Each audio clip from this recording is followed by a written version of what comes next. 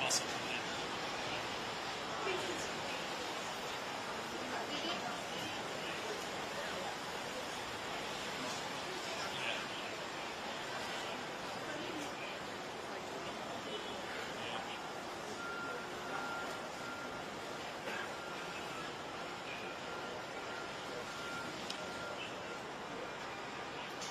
Excuse me, sir. Hey, do they have to come through this entrance? Yes.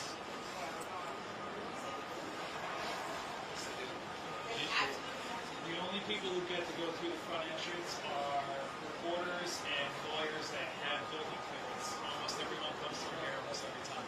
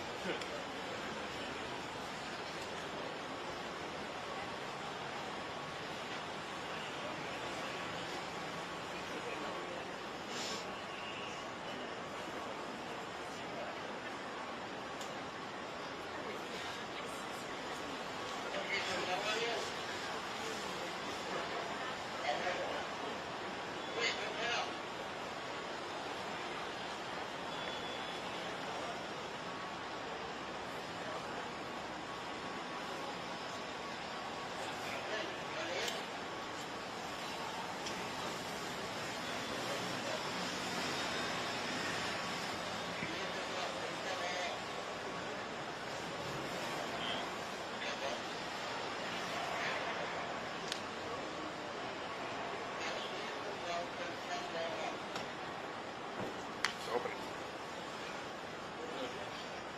Door's opening.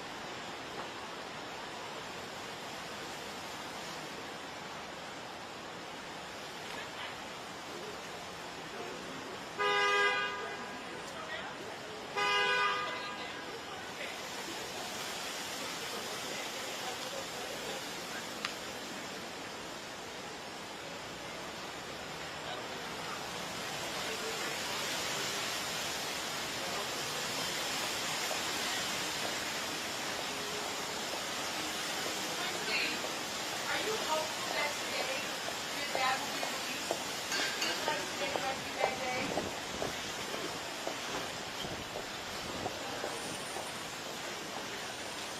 I'm trying to do this.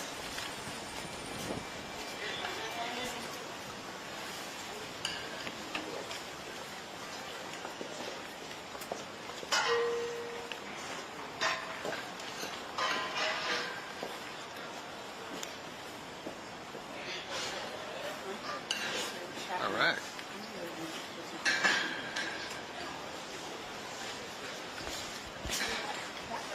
Guys, let's give it a shot over here.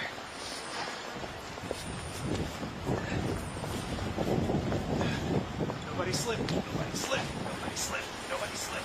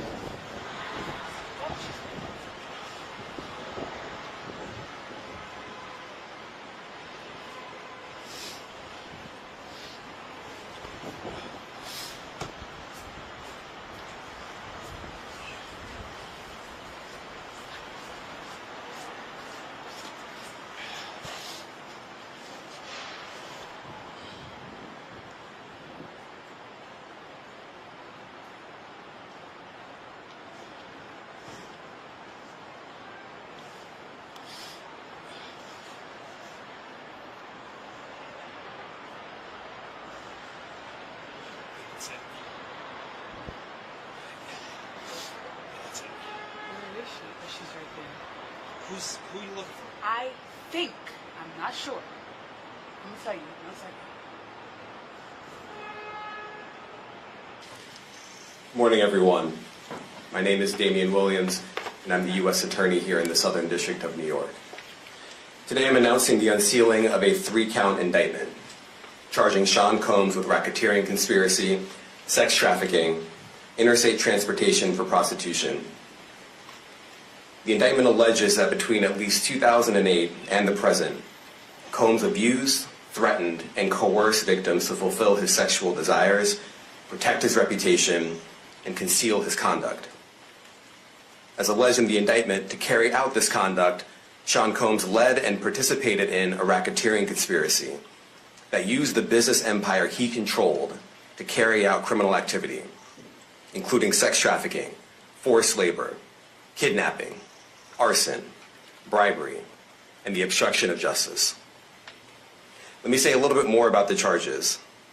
The indictment alleges that Combs abused and exploited women and other people for years, and in a variety of ways. As alleged, Combs used force, threats of force, and coercion to cause victims to engage in extended sexual performances with male commercial sex workers, some of whom he transported or caused to be transported over state lines. Combs allegedly planned and controlled the sex performances, which he called freak-offs, and he often electronically recorded them. The freak-offs sometimes lasted days at a time, involved multiple commercial sex workers, and often involved a variety of narcotics, such as ketamine, ecstasy, and GHB, which Combs distributed to the victims to keep them obedient and compliant. As alleged, when Combs didn't get his way, he was violent, and he subjected victims to physical, emotional, and verbal abuse so that they would participate in the freak-offs, and that Combs hit, kicked, threw objects at, and dragged victims, at times by their hair. On one occasion in March of 2016, that conduct was captured on video and later reported in the media. Specifically, Combs kicked, dragged, and threw a vase at a victim in a Los Angeles hotel when the victim was attempting to flee. As alleged, these assaults often resulted in injuries to the victims, which took days or weeks to heal. In addition to the violence, the indictment alleges that Combs threatened and coerced victims to get them to participate in the freak-offs. He used the embarrassing and sensitive recordings he made of the freak-offs as collateral against the victims. And the indictment alleges that he maintained control over the victims in several ways, including by giving them drugs, by giving and threatening to take away financial support or housing, by promising them career opportunities, by monitoring their whereabouts, and even by dictating their physical appearance. Because of all of this, the indictment alleges that the victims did not believe they could refuse Combs without risking their security or facing more abuse. The indictment also alleges other acts of violence undertaken by Combs and others, including violence against witnesses to his abuse, kidnapping, and arson. The indictment alleges that on more than one occasion, Combs carried or brandished firearms to intimidate and threaten victims and witnesses. Now, Combs did not do this all on his own. As I mentioned, Combs has been charged with RICO conspiracy. He used his